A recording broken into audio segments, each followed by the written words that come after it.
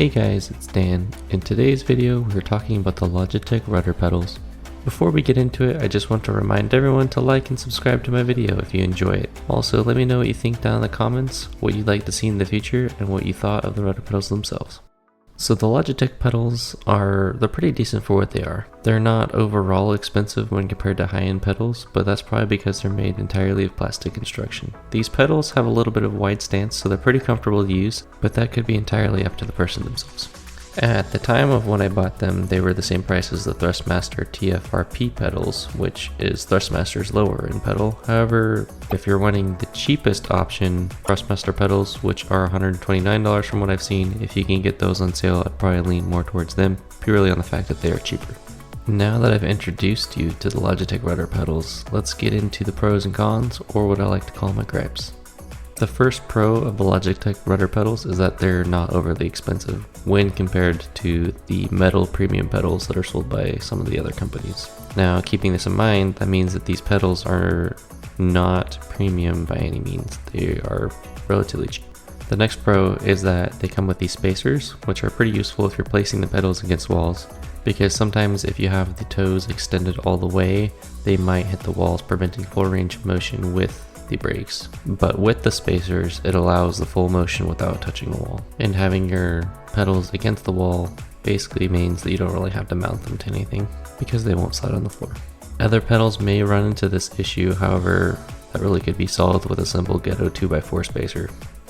Next up is the pedals have a wider stance. This may be more comfortable for some people, so that shouldn't be a deal breaker for anyone in my opinion, as I would overall say the smoothness and accuracy of said pedals would be more important than a slight edge and comfort. The last pro is that you can adjust the tension of the rudder pedals so that you can either make them a little stiffer or a little bit lighter in tension via the little dial in the middle between the pedals. Now that we've mentioned some pros, let's get into the cons of these rudder pedals. The first con of the rudder pedals is that I don't like how noisy they are. I'm not entirely sure if it's just a defect for the one that I have or if that's the case for all of them, but in my opinion they are kind of obnoxiously loud.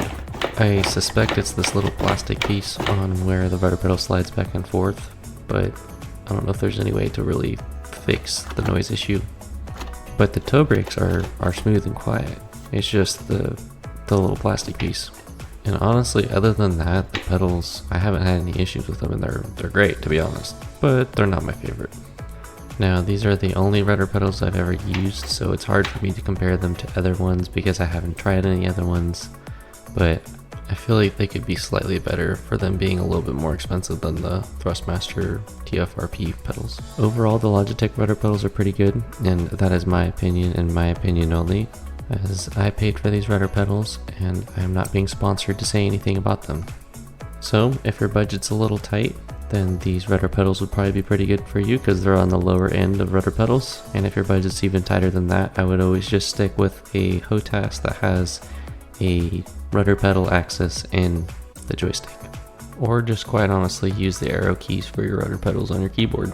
Alright guys, thanks for watching my video on my review of the Logitech rudder pedals. I hope that I can bring you guys a comparison video in the near future, but we will see as my budget allows. Or if someone wants to throw a sponsor my way, I wouldn't mind. Alright guys, that's it for this video. Don't forget to like and subscribe to this channel so that you can catch any other reviews I upload in the future.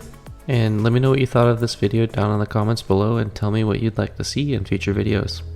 As always, I hope you enjoyed, and I'll catch you guys in the next one.